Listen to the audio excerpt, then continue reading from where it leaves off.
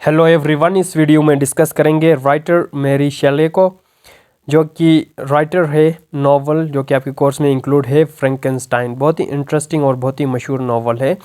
तो इसको समझने के लिए पहले आपको राइटर को समझना होगा, उनकी राइटिंग स्टाइल को समझना होगा ताकि आप रिलेट कर पाए। सो राइटर को डिस्कस करते हैं आज की इस वीडियो में, जिसमें हम उनकी बायोग्राफी देखेंगे, राइटिंग स्टाइल देखेंगे, थीम्स देखेंगे, particularly with reference to Frankenstein, and we will also discuss her other works as well, उनकी कौन सी वर्क्स है दूसरे। So begin with a short introduction of the writer. इनका जो पूरा फुल नेम है वो है मेरी वुल्फस्टोनक्राफ्ट शेले। यानी बेसिकली ये वुल्फस्टोनक्राफ्ट जो है इनकी फैमिली, बेसिकली इनकी मदर का नाम था। सो फैमिली नेम मिला के इनका पूरा नाम ये बनता है, लेकिन इनको जाना जाता है मेरी शेले के नाम से, जो कि इंग्लिश नॉवलिस्ट है। पैदा हुई थी 1797। सो बेसिकली रोमांटिक राइटर थी। रोमांटिक एलिमेंट्स या रोमांटिसिज्म का इन्फ्लुएंस आपको नज़र आएगा इनके राइटिंग में। लंदन इंग्लैंड में पैदा हुई थी। सो ये शॉर्ट स्टोरीज भी लिखती है एंड बायोग्राफीज भी लिखती है, वो भी डिस्कस करेंगे। And she is known for her famous novel Frankenstein, जो कि एक गॉथिक नॉवल है। वो भी हम डिस्कस करेंगे कि गॉथिक नॉवल में क्या होता है, उसके एलिमेंट्स एज वेल। सो फ्रैंकेनस्टाइन बहुत ही मशहूर है। सो फ्रैंकेनस्टाइन लिखने का आइडिया इनको कहाँ से आया? बेसिकली ये पहले एडिट करती थी एंड प्रोमोट करती थी अपने हस्बैंड्स के वर्क्स। इनके हस्बैंड है, वो भी राइटर है, मशहूर राइटर है पी शेले। नाम सुना होगा, उनके वर्क्स भी पढ़े होंगे, जो कि एक रोमांटिक राइटर है। सो एक रात क्या हुआ, पी शेले एंड मैरी शेले और लॉर्ड बायरन बैठे हुए थे, राइट। सो उन्होंने एक काइंड ऑफ गेम खेला, चैलेंज दिया एक दूसरे को कि कौन सबसे अच्छी घोस्ट स्टोरी लिखेगा, राइट। सो उन्होंने लिखना शुरू किया एंड पहले तो उसके मैरी शेले के माइंड में कुछ नहीं आ रहा था। शी फेल्ट लाइक डिसअपॉइंटेड कि उससे कुछ प्रोड्यूस नहीं हो पा रहा, राइट। लेटर ऑन उसने फ्रैंकेनस्टाइन प्रोड्यूस किया और पब्लिश किया it as a novel, gothic novel, यानी गॉथिक स्टोरी से गॉथिक नॉवल, जो कि बहुत ही मशहूर हुआ, राइट। और उसके अलावा इनके फादर भी बहुत ही मशहूर पर्सनालिटी है, विलियम गॉडविन, जो कि पॉलिटिकल फ़िलोसोफर है। इनकी फ़िलोसफी से यूटिलिटेरियनिज़म और एनार्किज़म, इनकी फ़िलोसफीज़ उनके लिए मशहूर है। और इनकी जो मदर है मैरी वुल्फस्टोनक्राफ्ट, वो भी एक राइटर थी और फेमिनिस्ट थी, बहुत ही मशहूर थी। एंड इसी का असर, इसी फेमिनिज़म का असर मैरी शेले पर भी हुआ। सो मैरी शेले जो है शॉर्ट स्टोरीज भी लिखती है। 1820s एंड 1830s में वो एनल्स और गिफ्ट बुक्स में के लिए स्टोरीज लिखती थी, और वो उसमें अपने स्टोरीज में मिडिल क्लास वीमेन की वो बात करती थी। सो फेमिनिज़म आप देखेंगे, फ्रैंकेनस्टाइन में भी डिस्कस करेंगे, some elements indirectly feminist elements है। सो मैरी शेले जो है वो बायोग्राफीज लिखती है, well known Spanish, Italian, French और पोर्टुगीज मैन फेमस पर्सनालिटीज़ की बायोग्राफीज भी लिखती है। और ये था शॉर्ट इंट्रोडक्शन। यहाँ पे बायोग्राफी में डिटेल्स है उनकी फैमिली एंड जो कि हमें रिक्वायर्ड नहीं है। वी हैव टू, हमारा जो कंसर्न है वो उनकी राइटिंग स्टाइल है, जो कि हम देखेंगे नॉवल फ्रैंकेनस्टाइन के अंदर किस तरह यूज़ हुआ है। सो राइटिंग स्टाइल में इनकी राइटिंग जो है वो बचपन से स्टोरीज वो लिखती थी। सो नरेशन उनका बहुत ही अच्छा है। She is good at narrating stories, particularly horror या गॉथिक स्टोरीज से काइंड ऑफ उनको लगाव था। एंड उसने सबसे पहले अपना जो लिटरेरी वर्क पब्लिश किया वो कंसिडर किया जाता है, उसका नाम है मॉन्सियर नोंग टोंग पा। आई थिंक ये इंग्लिश नेम नहीं है, समथिंग एल्स। अम्यूजिंग वर्सेस थे, बेसिकली ये वर्सेस थे जो कि लिखे गए थे for the library of her father, जिनका नाम है गॉडविन। और उसके अलावा ऑटोबायोग्राफिकल एलिमेंट्स इनके वर्क्स में आपको नज़र आएंगे। पर्सनल टचेस देती है अपने फैमिली का अपने वर्क्स में। सो हम देखते हैं उनके नॉवेल्स में, उनके अदर जो वर्क्स है, नॉवेल्स के नाम मैं आपको बता देता हूँ, इंक्लूड द लास्ट मैन, उनका जो नॉवल है द लास्ट मैन। फिर उसके अलावा है जी फॉर्चून्स ऑफ परकिन वारबेक। फिर उसके अलावा इनकी जो है रैम्बल्स इन जर्मनी एंड इटली। सो इस तरह के बहुत सारे और भी वर्क्स हैं इनके। सो यहाँ पे ऑटोबायोग्राफिकल टचेस हम देखेंगे कि वो अपने वर्क्स में ऑटोबायोग्राफिकल टचेस किस तरह देती है, मोटिव्स के थ्रू, सिंबल्स के थ्रू।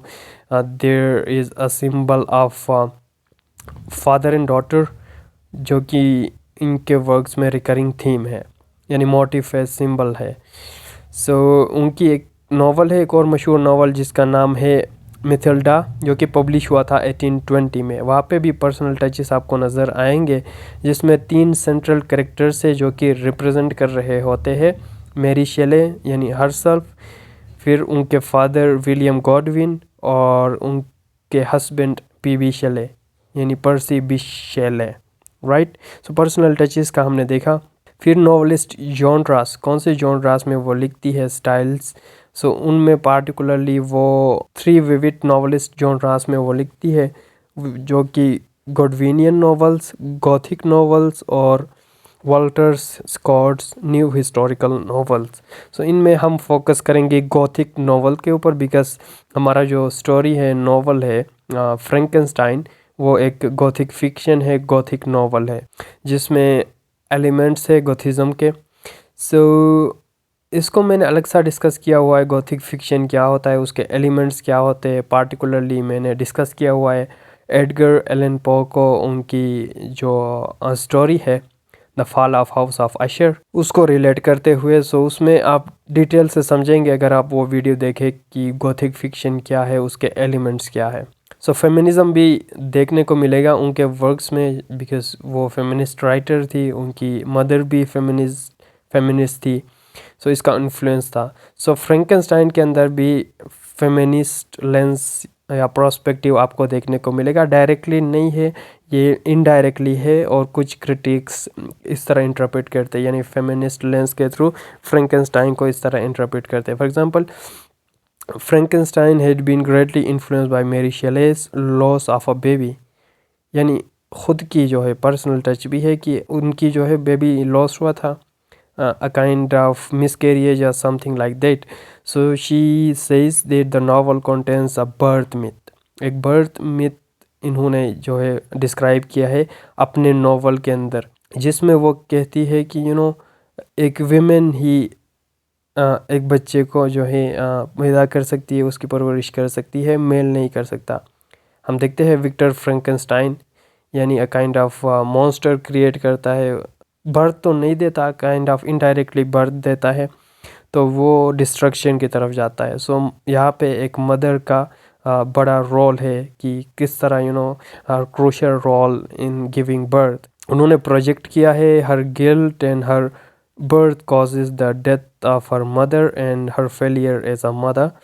फिर उसके बाद फ्रैंकेनस्टाइन के अंदर ये दिखाया गया है concept of what happens when a man tries to give birth without any women. So obviously destruction chaos होगी, जैसा कि फ्रैंकेनस्टाइन में हुआ। फिर एक और क्रिटिक है मेलर, वो ये मेंशन करते हैं कि मैरी शेले ने एम्प्लॉयड किया है गॉथिक जॉनरा को क्या रिप्रेजेंट करने के लिए रिप्रेस फीमेल सेक्सुअल डिज़ायर्स और उनकी रिप्रेस स्पीच को। फ्रैंकेनस्टाइन के अंदर आपको देखने को मिलेगा कि मेजर कैरेक्टर्स जो होते हैं वो मेल ही होते हैं, उनका बड़ा रोल है, बाकी फीमेल कैरेक्टर्स रिप्रेस्ड होते हैं इस नॉवल के अंदर। सो ये दिखाया गया है कि how women they have been repressed throughout the history. फिर writings of Mary Shelley focus करती है फैमिली रोल के ऊपर इन अ सोसाइटी, वो भी इम्पोर्टेंट है। फ्रैंकेनस्टाइन में फैमिली रिलेशनशिप्स, और ये भी इम्पोर्टेंट है कि फैमिली जो है देखते हैं कि विक्टर फ्रैंकेनस्टाइन का फैमिली किस तरह तबाह होता है, सारे एक एक होके सारे मरते हैं। Role of women in family, फिर वीमेन की कंपैशन और अफेक्शन किस तरह इम्पोर्टेंट है कि एक मैन को वीमेन की अफेक्शन और कंपैशन की इतनी नीड क्यों है, इतनी डायर नीड क्यों है। जैसा कि फ्रैंकेनस्टाइन में हम देखते हैं कि the monster he craves for a partner, ठीक है, एक फीमेल पार्टनर उसको चाहिए होता है क्योंकि वो एलाइनेट फील करता है, and without a women a man is nothing. Like वाला लाइन आप यहाँ पे यूज़ कर सकते हैं, राइट।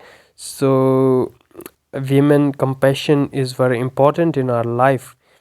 फिर इनलाइटनमेंट और रोमांटिक आइडियल्स उनके वर्क्स में मिलेंगे, क्योंकि वो रोमांटिक राइटर थी, एंड रोमांटिसिज्म और क्रिटिसाइज करती है ईगोटिज्म और individualism of traditional romanticism. So यही ईगो की वजह से या इंडिविजुअलिज्म की वजह से ही डिस्ट्रक्शन होती है विक्टर फ्रैंकेनस्टाइन की वजह की, क्योंकि वो ख़ुद को काइंड ऑफ इगोइस्ट और इंडिविजुअलिस्ट अप्रोच अपना लेता है। कहता है कि मैं कुछ अलग करके दिखाऊंगा, मैं इंसानों में जान डाल के दिखाऊंगा, राइट। सो ये अप्रोच होती है उसकी, सो जो कि गलत है, जो कि डिस्ट्रक्शन की तरफ ही जाती है। और फिर मेरी शेले जो है advocates the idea of enlightenment and asserts that people can improve society by exercising power responsibly, कि किस तरह पावर का यूज़ करना है in a good way for the goodness of the society, not for the destruction of it.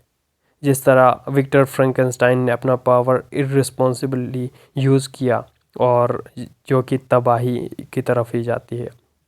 Political ideals आपको मिलेंगे मेरी शेले के वर्क्स में, एंड शी कंसिडर्ड एज यहाँ पे देखो उस दौर में 1823 में 2 पॉलिटिकल पार्टीज थी, Whigs and Tories. So she wrote articles that dealt with the politics of the time, और वो सपोर्ट करती थी विग पार्टी को। पॉलिटिकल आइडियल्स मिलेंगे। So short stories and travelogues का मैंने आपको बता दिया कि ऑटोबायोग्राफीज़ भी लिखती है, ट्रेवलॉग्स और शॉर्ट स्टोरीज़ भी लिखती है। So this is all about the writer. आने वाली वीडियो में हम डिस्कस करेंगे novel Frankenstein. Thank you for watching this video.